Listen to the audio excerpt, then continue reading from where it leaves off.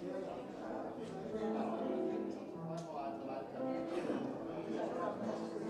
will be one stop.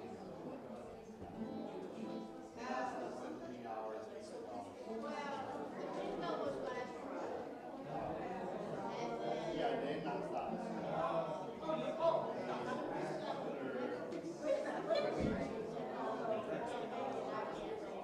Thanksgiving. We had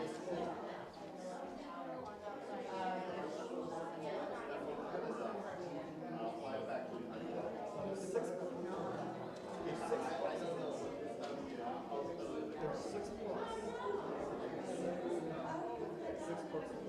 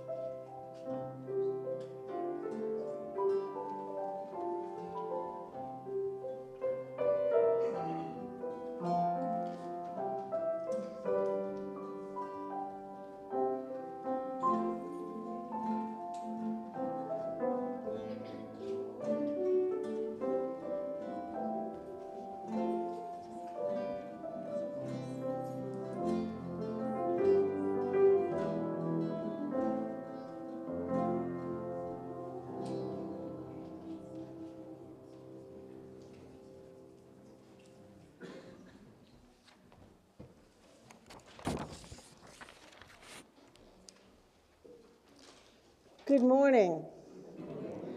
I'm Holly Ulbrich. I'm a member of the UU Fellowship of Clemson's Worship Associates team.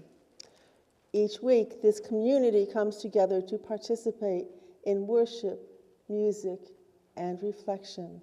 This is a place where we seek to have our hearts opened and our imaginations fired.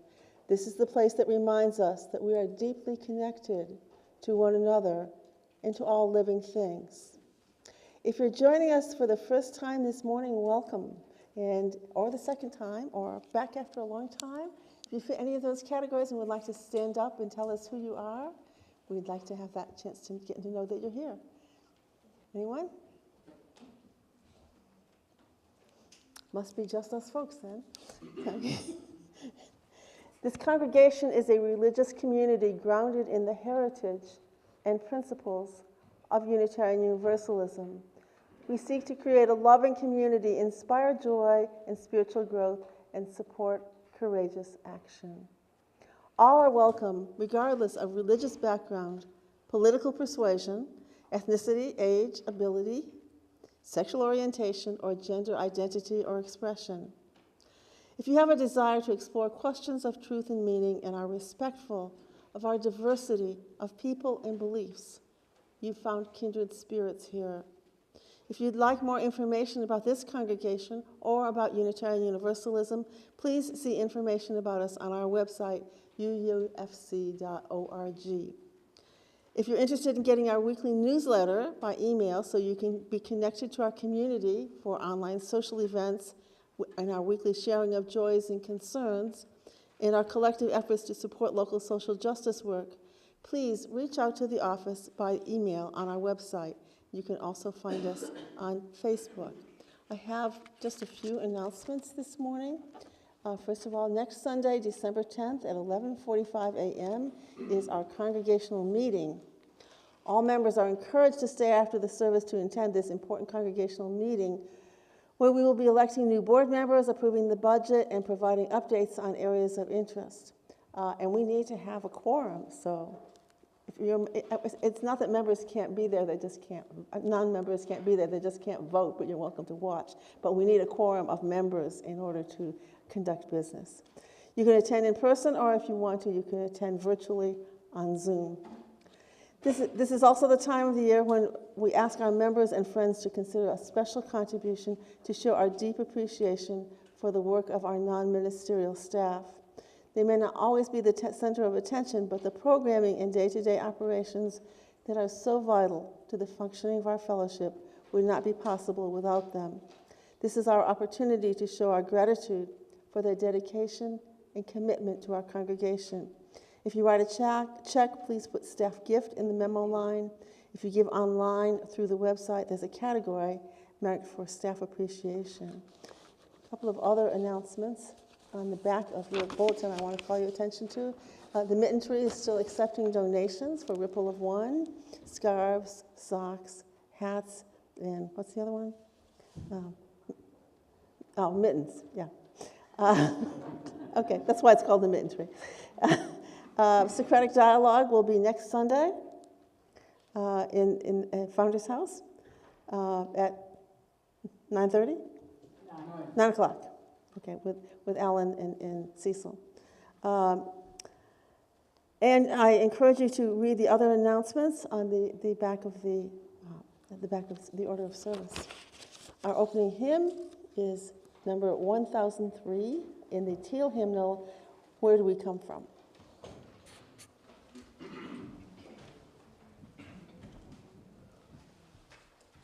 And I'll just mention that we're going to be singing it through twice for each line. Is that correct, Paula?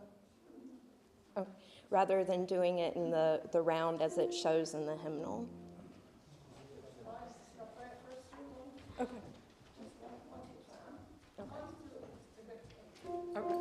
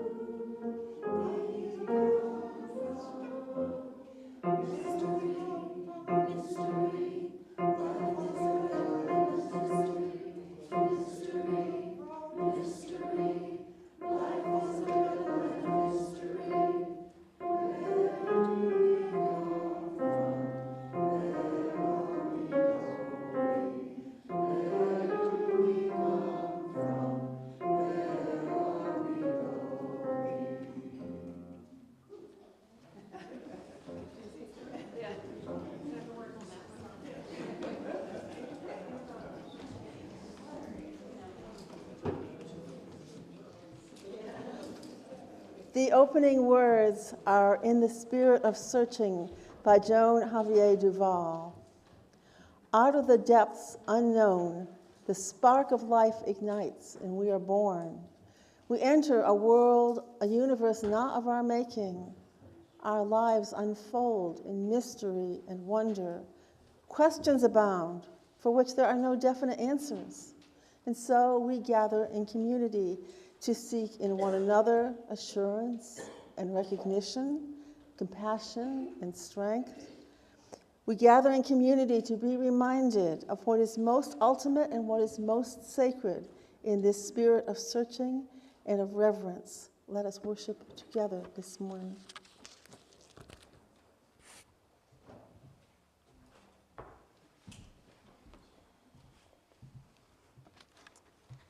All right.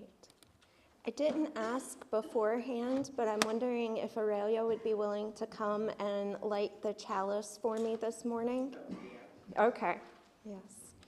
And as we share our chalice lighting words, which are the fellowship's affirmation, which can be found in your order of service, I invite you to read along with me these words. We gather together in the spirit of love, with justice as our guide. This is our chosen covenant, to dwell together in peace, to seek the truth with freedom, and to care for one another.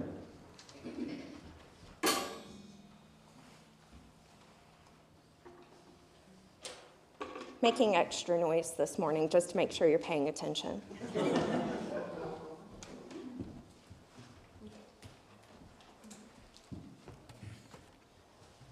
Well, welcome to our second Sunday of Advent. And as part of our project of sort of Unitarian universalizing our Advent trees this year, you might remember that we are doing 2 principles every week, an ornament that represents one of our principles. Last week we put our sort of gingerbread men on there for inherent worth and dignity of each person, and our 3D hearts for the second principle of justice, equity, and compassion. So this morning we will be doing our 3rd and 4th principles.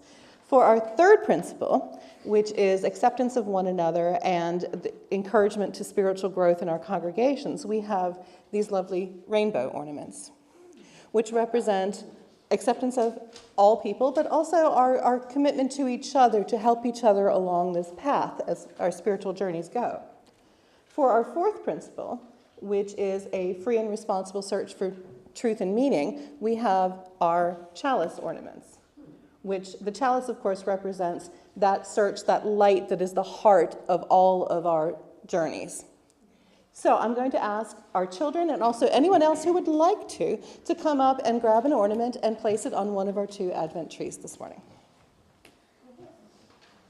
Come on, don't be shy.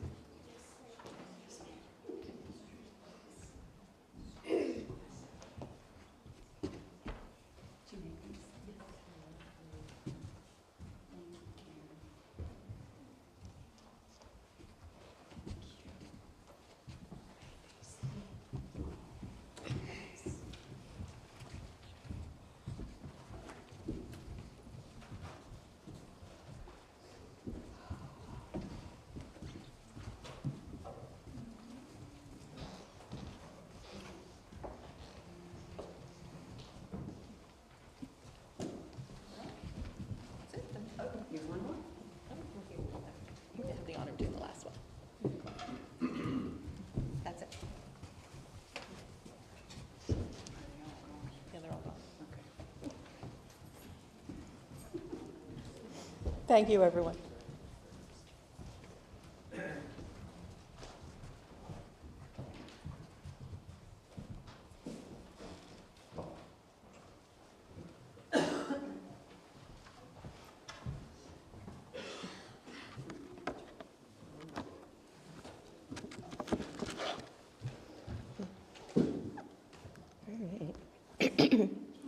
We have the offering next, so I jumped the gun and came up here early.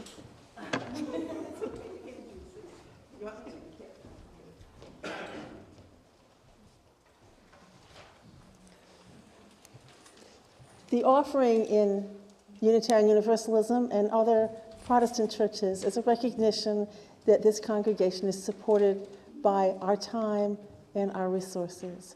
We give freely to support the work of our congregation.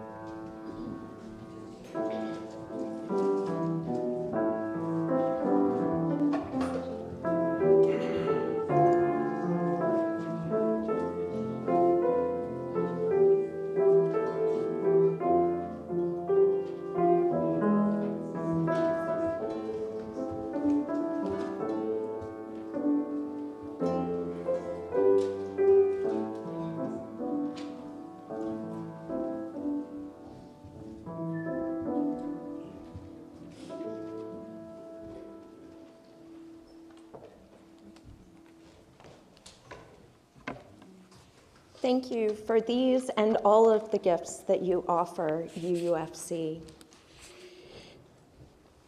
The sharing of joys and concerns is a sacred sharing of ourselves with one another, whether it is read aloud here in this space or remains quiet and tender upon our hearts. This time allows us to hold one another in love and care, a time to share our joys and celebrations, as well as our sorrows and concerns. It reminds us that we are not alone and that we are cared for. As I read the joys and concerns, I've asked Holly to place a stone into the shared vessel, which represents this community. From Elaine Faithful and Leslie Visage, the auction raised $5,900 last night. Oh, joy. Thanks to everyone who made it a success. Yes. And to add to that, the success that it was is because of Elaine and Leslie and all of the work they put in behind the scenes.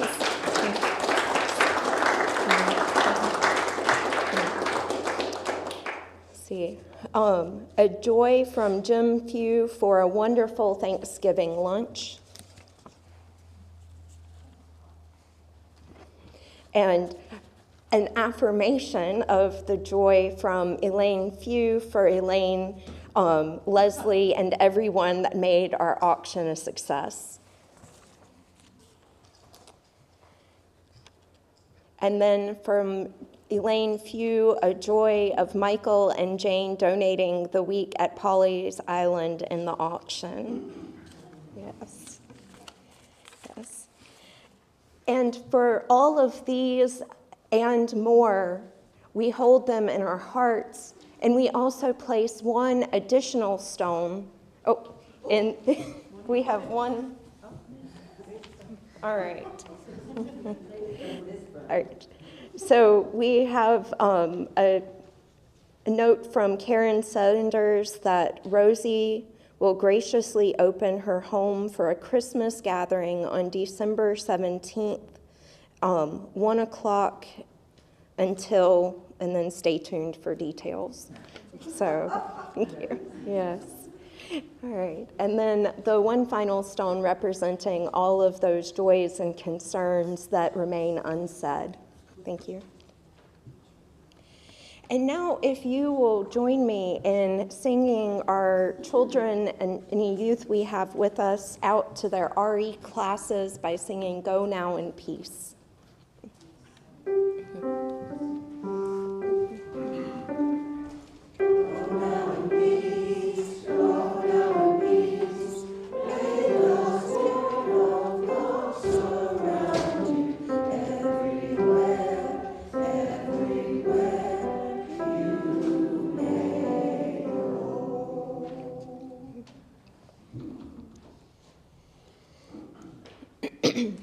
I now invite you to enter into a time of prayerful meditation and hear these words entitled, All That We Do Not Know. Day by day, month by month, year by year, we are confronted with all that we do not know, that we do not understand, that we do not grasp. Sometimes we are humbled by this knowledge and say, God, it is too wonderful for me to comprehend, but I know this universe is more grand and more beautiful than I could have ever imagined. And I give thanks for this blessing of being here and seeing, hearing, experiencing, and sensing all that is so wonderful around me.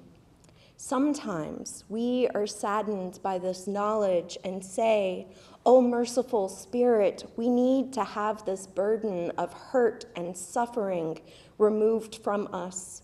Grant us the courage, the wisdom, and fortitude to bear the pain of living. Send us those who will carry our burdens for a short while, and send us those who will comfort us with their healing words and thoughts. Sometimes we are angered by this knowledge and say, in the name of justice and compassion, if it be in our power, give us the strength and the ability to right the wrongs, for we do not know, nor does any person in this world deserve this. Sometimes we are made joyous by this knowledge, and we say, Spirit of life who blesses our world, we rejoice and cheer for our glorious lives. Sometimes we are made curious by this knowledge and say, holy and inexplicable is this life. I have no idea what happened or how it happened, but somehow, some way, something changed, and I am free to explore new ways of being. Please always be with me and let me continue to search for the unknown in myself and in others.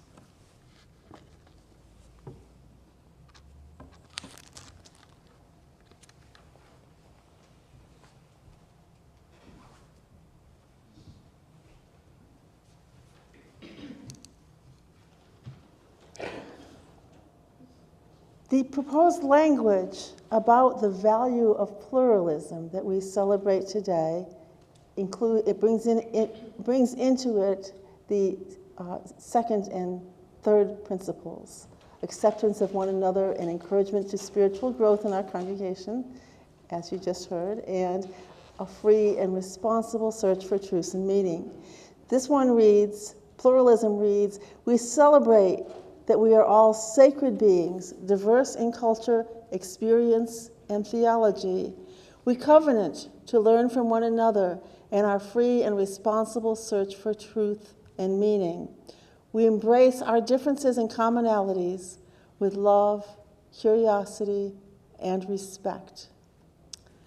So the value labeled pluralism covers a lot of ground. Some of that ground shows up in parts of the proposed Article 2, other parts of the proposed Article 2. Right now, the value of pluralism is being contested in many ways in American society. Differing beliefs about abortion, gun safety, and book banning. challenge the idea that we can be trusted to make the right choices without listening to the voice of authority. I believe in a woman's right to choose, protecting the safety of people gathered in schools, bars, churches, and malls from the threat of a heavily armed, mentally disturbed individual, and trusting the selection of reading materials to education and library professionals. But others may feel differently, and with good reasons, about any or all of these positions. That's good. I can learn from them, and they can learn from me.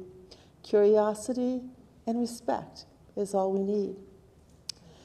The early Christian church was very diverse. There were multiple gospels, not just 4, and other conflicting writings. The followers of Jesus were not debating abortion, gun safety, and censorship, but they did have some important religious questions. Who is God? Was Jesus divine? How many of the stories we hear are factual and which are more mythic? Why is there evil and suffering? Does God know everything? What about free will? What happens when we die? Did Jesus really arise from the dead? Did Jesus die for our sins? But the most important question was, who decides? The authorities, whoever they may be, or the individual.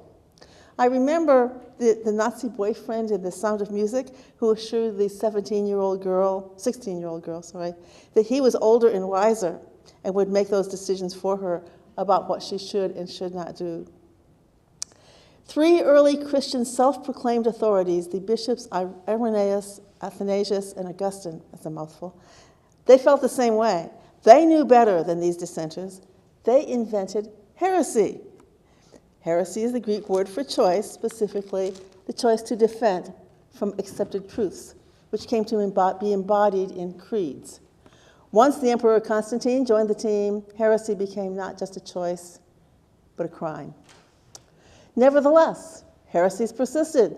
Today, we Unitarian Universalists proudly flaunt the name of 2 of those ancient heresies while embracing many others.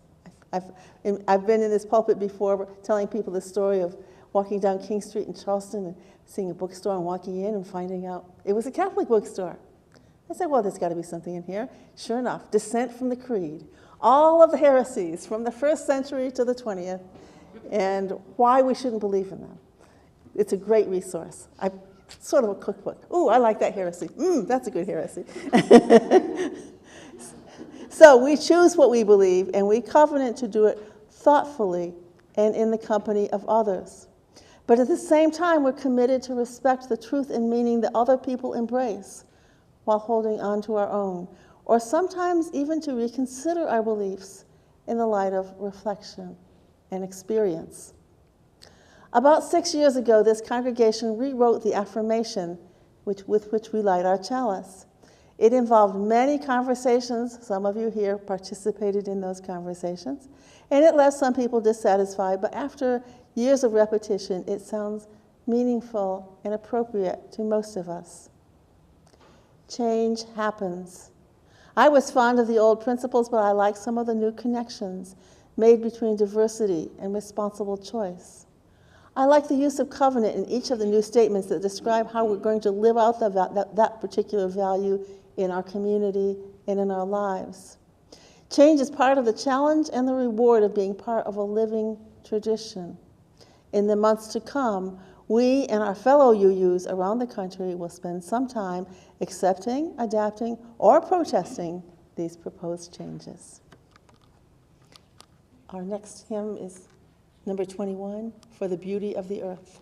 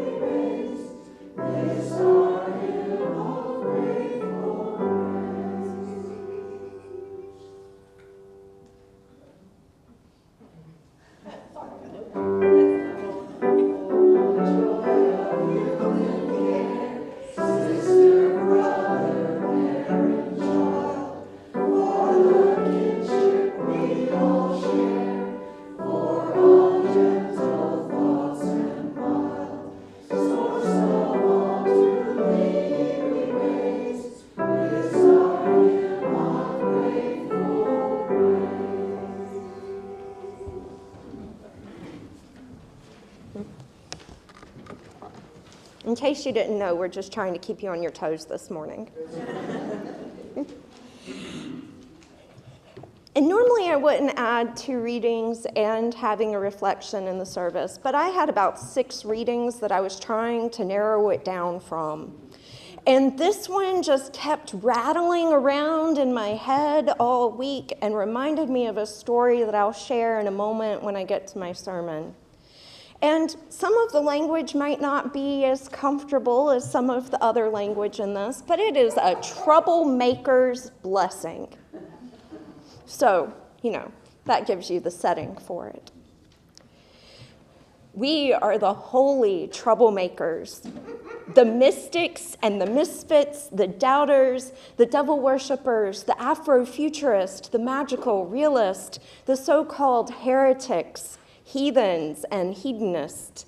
Hell, even the kinks and the Trekkies fit under this sparkly umbrella. No category can contain us. We're basically everything else. We are the pesky shadow sewn to the feet of all great traditions, teachings, and institutions. We embody the eternal, unknown, the stubborn mysteries, the uncontrollable forces of nature. We are human prisms, breaking plain white light into a riot of color. The monsters under the bed who remind us that there's as much to be learned from the sacred darkness as there is the light. We are the mischief seekers who demand to know why.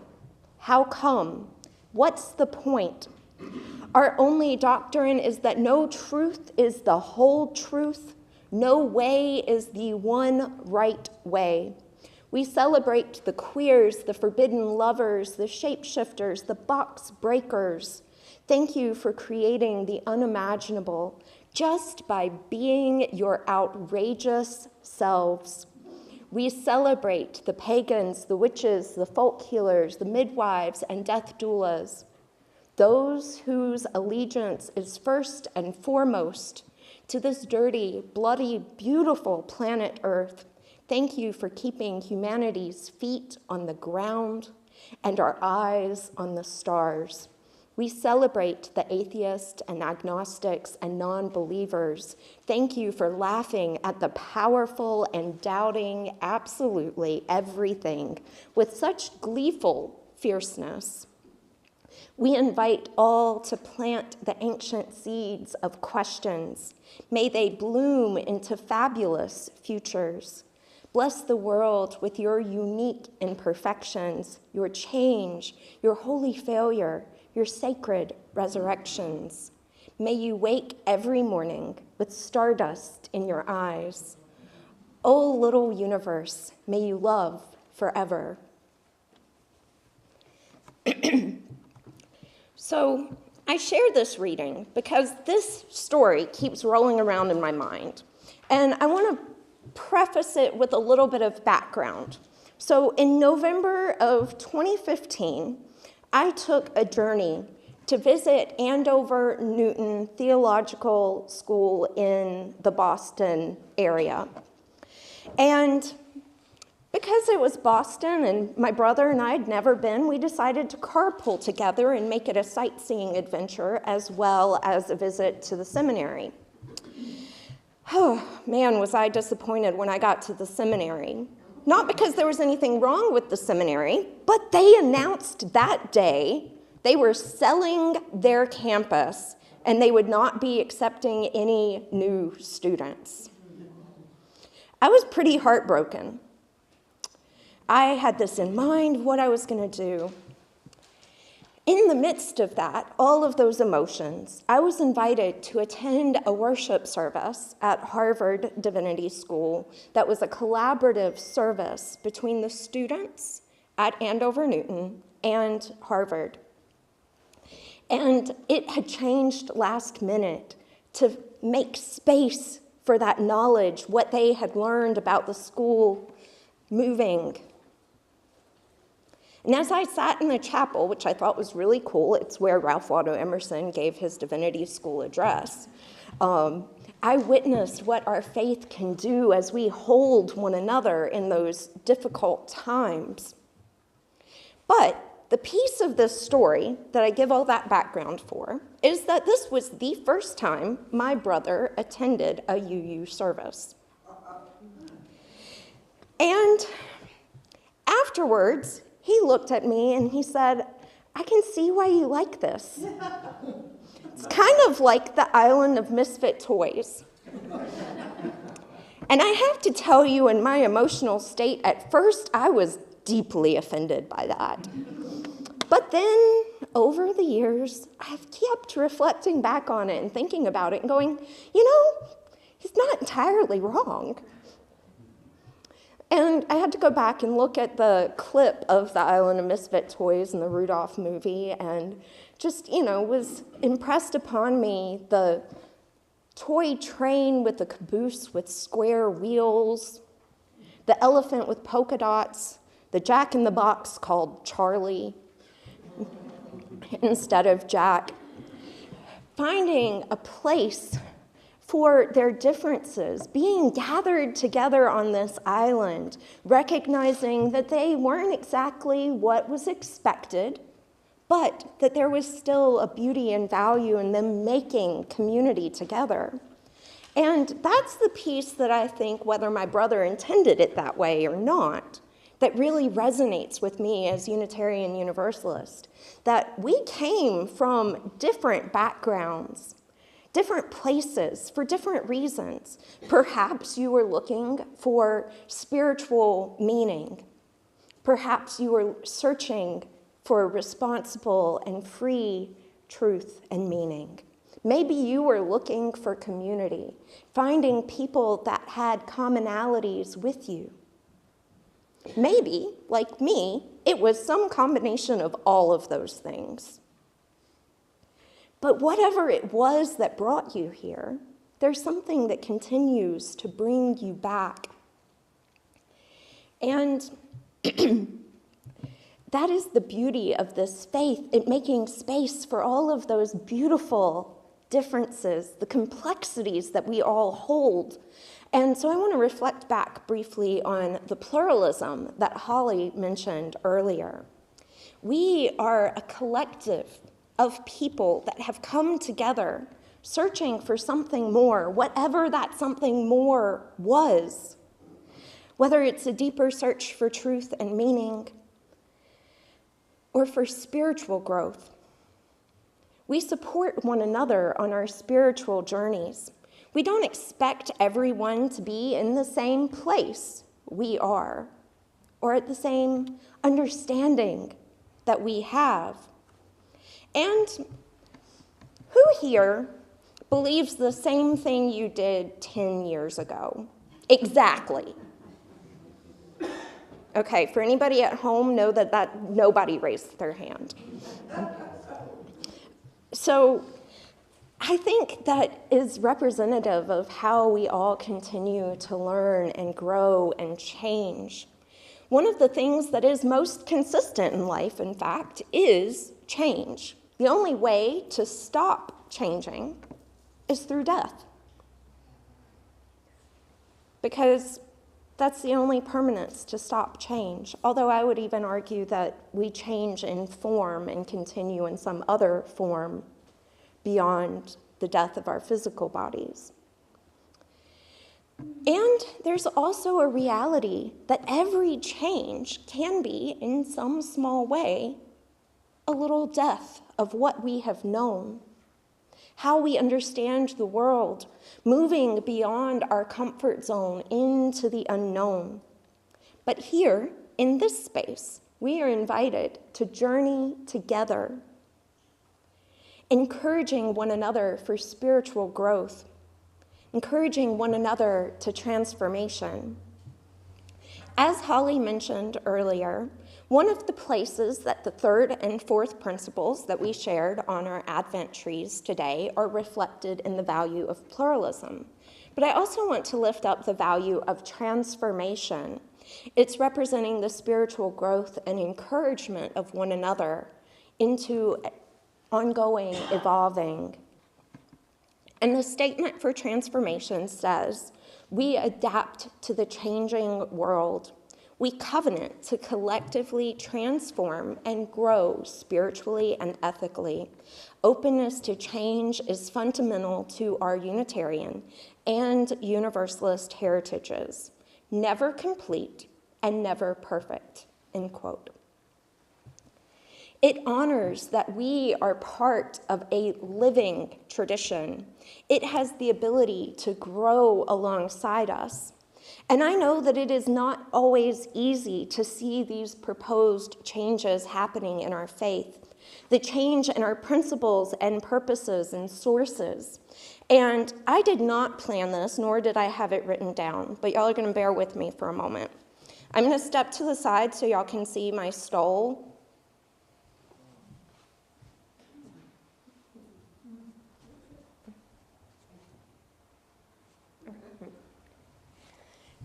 And so this stole represents my ordination. It was a gift from the congregation I had my internship at.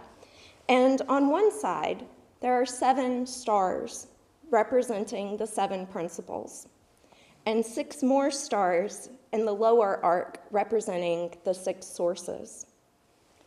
And then on the other side, their chalice and their stewardship campaign in my final year there that was finding our true north. And now thinking about it today, about that search for truth and meaning, finding our true north together, and recognizing that my stole might be out of date come this summer. And that's okay. It's already out of date. We've adopted the 8th principle here, so that's not represented. But this will always be a representation of the history of our faith, something that brought me here, that brought you all here. And even when, I hope, our principles and sources are reflected in the new proposed values language, we don't have to throw these out. They get to continue to live within us as a history of our tradition. And as Holly and I have uplifted, some of those same words, some of that same language is represented in the value statement, in the origins of our faith tradition. And there's a beauty that we can change it. Did y'all know that as recently as 2017, 2018, one of our sources changed? Maybe you've heard me talk about it before. A seminary colleague of mine was involved with changing our second source from saying, the words and deeds of prophetic women and men, which challenge us to confront the powers and structures of evil with justice, compassion, and the transforming power of love, end quote. There were just 3 words that were changed. It changed to say, instead of prophetic women and men, prophetic people, so that it would become more gender inclusive as well as age inclusive. And I don't think all of that hard work was for nothing,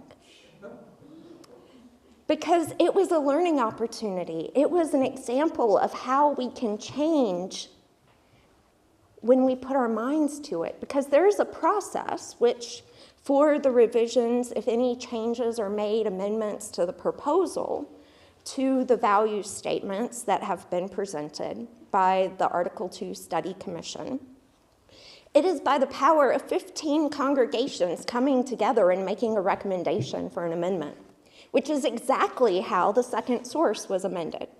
My friend Jamie got in touch with 15 plus churches to have them see if they would sign on about putting this on the agenda at General Assembly. And it's the beauty of nothing being written in stone. Even if everything is adopted in the revised language in the proposal, that doesn't mean that a few years down the road, somebody can't get together with 15 congregations or with a petition to the board and say, hey, I think we need to change this particular piece. Because there's still the power of our congregations to be able to do that, because that is congregational polity at its best. It is the decisions that the congregations get to make that makes the big change in our denomination, because all of those big decisions require a vote from voting delegates, members of congregations just like this one, making those decisions. And in the last years, there have been some comments about the UUA or Boston being the ones dictating everything. And to be fair, they are giving us a lot these days. There are a lot of resources, there are a lot of trainings, there's a lot of information being shared. And that does influence us on the congregational level, certainly. But knowing this change, this transformation can happen is a way for us to continue our living tradition into the future, knowing that whatever changes happen are happening because of us. And now, I want to share a concern that I have.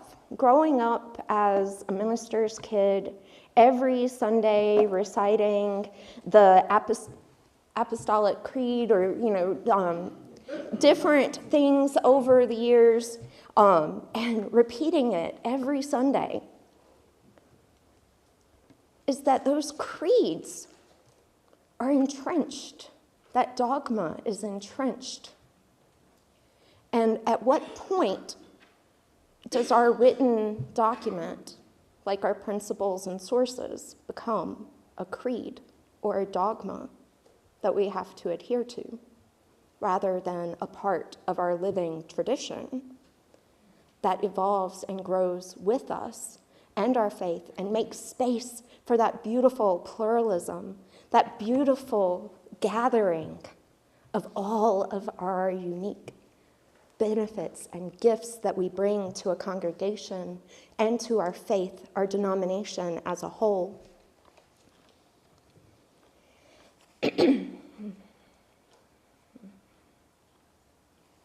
Is it more important to have the poetic language, the particular words that we are currently familiar with? Or is it the opportunity to live into our values, to live into what our faith is calling us to do with greater accountability?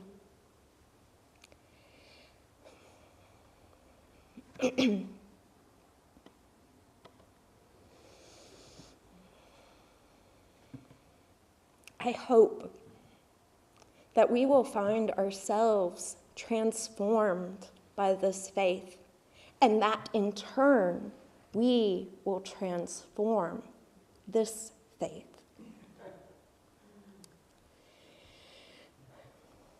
Whatever we bring, whatever we offer, that we support one another on this journey. And recognizing that I, as the minister, am not here to dictate anything that you believe exactly, but to encourage you on your journey as we journey together for that free and responsible search for truth and meaning and encouragement of spiritual growth. Because it's not about me, y'all. It's about us and how we are together in community.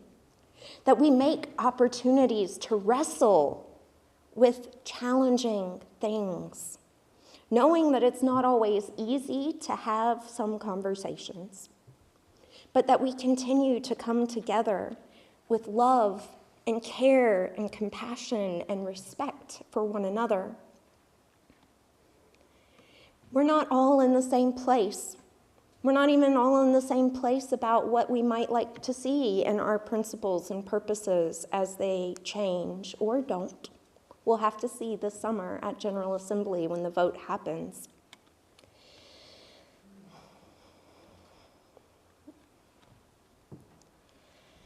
I hope, my prayer is that we will all continue to work with one another to see one another, to grow with one another, even if it seems uncomfortable, especially when it seems uncomfortable, perhaps.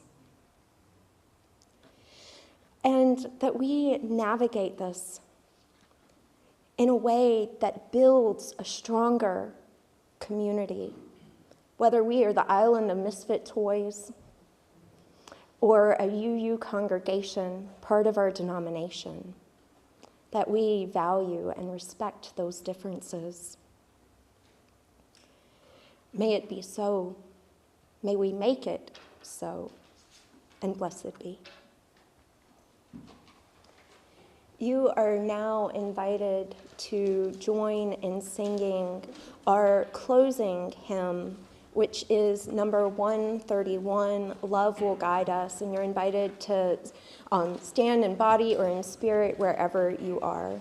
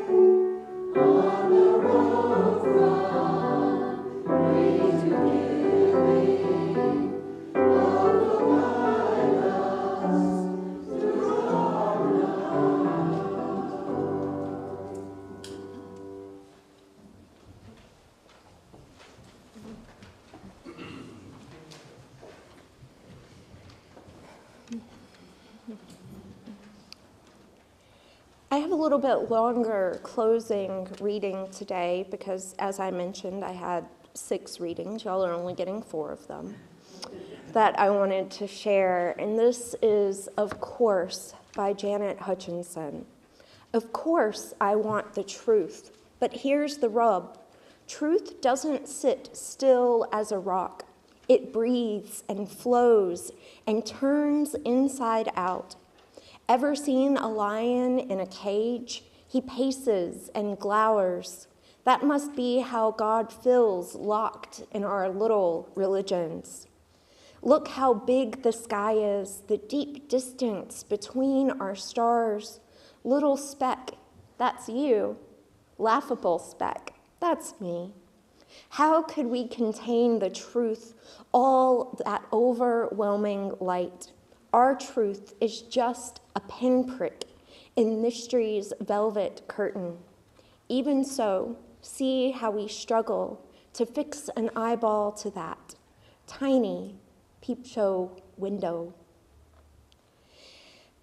You're invited to now go in peace and return in love in this community, carrying it with you everywhere that you go.